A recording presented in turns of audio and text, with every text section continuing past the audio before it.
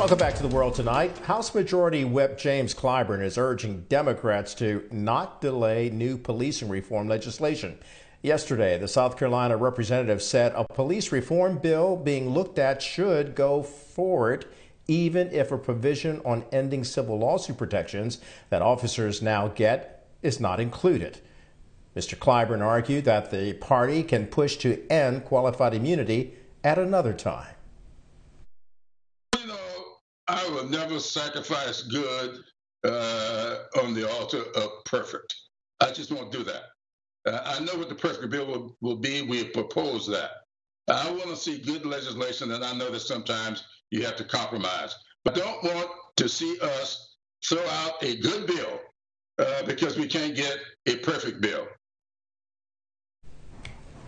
That's Representative Jim Clyburn talking about maybe you can't get a perfect bill, but you can get a good bill. As Congress prepares, by the way, to tackle police reform legislation, our next guest brings both a community and a law enforcement perspective to the debate. Sergeant Cheryl Dorsey is a retired police sergeant with the LAPD in Los Angeles, California. Sergeant, it's good to have you with us. Listen, the George Floyd Justice in Policing Act, everything that any police force needs to get its house in order, this bill provides, yet it's stuck in the Senate. When it comes to proper officer conduct and racial justice, do you think this bill should get through the Senate and be implemented? Well, listen, I would beg to differ. I don't think it provides any of the things that are necessary, which is accountability. You know, they act as if accountability is a four-letter word and they just won't use it. Why would you want to settle for a good bill, and it's not even good, it's not even okay, without qualified immunity being dealt with? It's being looked at in Colorado, in Connecticut, in New York.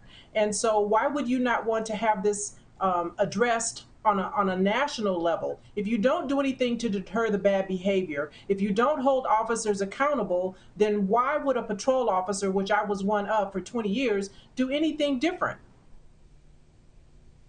How would you do it differently other than what the House Majority Leader Whip James Clyburn is saying needs to be done and not delay new policing reform legislation? In other words, he wants to push it, get something there, and then try to tackle qualified immunity down the road. Do you think that's too much, or should it be included? Listen, they're trying to placate the community. If you're not going to address the issue of qualified immunity now, after having for 9 minutes and 29 seconds be forced to watch a man lose his life, then when is a good time? If you're not going to attack qualified immunity when you have a white female officer with 26 years on the department mistake her taser for her duty weapon, then when is a good time to address this? And so unless and until officers are held accountable, then they're not going to have reason to pause. Progress is made all across the United States for everyone else but Black folks. We're constantly being told to wait. And I think it's unfair and it's disingenuous for the representative to ask us to wait as if this is going to come somewhere down the road. And Sergeant Dorsey, you stated that you've been out there on the streets as a foot soldier, if you will, to protect and serve the people of Los Angeles, and you did it for 20 years. So qualified immunity, what does it mean, and how would it have impacted some of the officers and colleagues that you worked with while you were serving? As a patrol officer, the only thing that I'm concerned about are my quality of life issues, the things that affect my pocketbook. And so reallocating money, defunding the police, and everything else that's being talked about is not going to affect me when I put on that uniform, if I were still wearing it, and get into black and white tomorrow. And so we know this to be true because we've seen examples of all of the chatter that's going on. And even in the midst of the George Floyd trial, officers were still unable to control and comport themselves in a way that's appropriate. And so I say, if qualified immunity is a non-starter, then we have nothing to talk about. And so while you can't address qualified immunity, then let's look at maybe decertifying officers. If you can't have a license to be a police officer, then you don't get to live to offend again. You don't get to resign and move on to another police department. But if you don't want to hold officers accountable, then that makes me think that officers want to continue to engage in state-sponsored murder. And to your point, officers have in the past been able to move from department to department even after they've been caught in wrongdoing. Do you see constructive police reform underway in any way in local law enforcement, even if local government uses the defund the police slogan?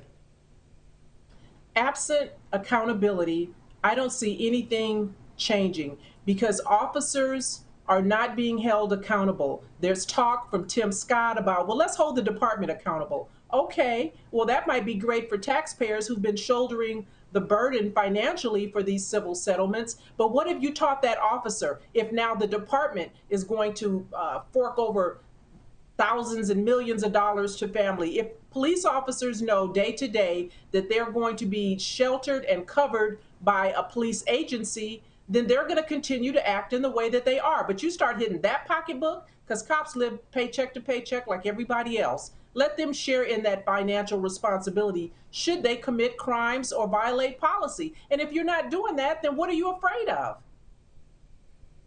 And Sergeant Dorsey, for all those years that you served right there in Los Angeles, which is the second largest city in America, and you have some tough crime that you come up against, how did you convince and persuade your fellow officers to tap out and de-escalate? Well, listen, I was always insistent that we do the right thing because it's the right thing to do. And when I joined the Los Angeles Police Department, I did so knowing I'm a Black woman first. I'm a mother of 4 sons, and I wouldn't allow anyone to act in a way that was contrary to our training.